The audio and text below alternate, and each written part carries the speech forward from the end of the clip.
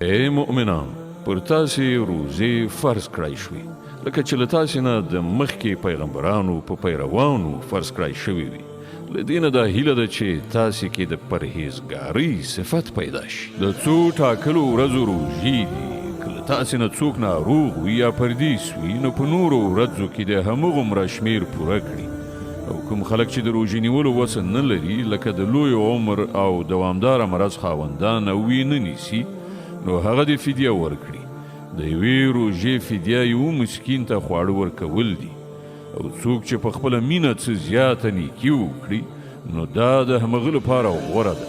خو که تاسې پوهیږئ نو ستاسې لپاره ښه همدا ده چې روژه ونیسئ. رمضان هغه میاشت ده چې په هغې کې قرآن نازل کړی شو چې د انسانانو لپاره له سره تر پایه هدایت ده او داسې څرګندې لارښودنې پکې دي چې د سمې لارې ښوونکي او د حق او باطل یو له بله په ډاګه بیلونکي دي.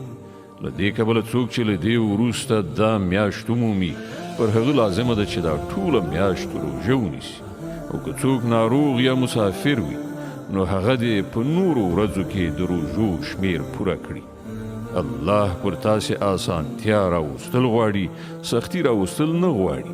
له دې امله تاسې ته دا طریقه ښودله کیږي تر څو تاسې د روژو شمېر پوره کړای شئ.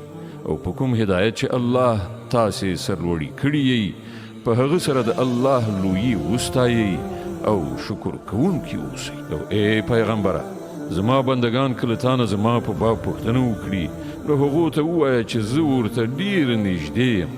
بلونکی چې کله ما وبلي زه د هغه بلنه اورم او ځواب ورکوم.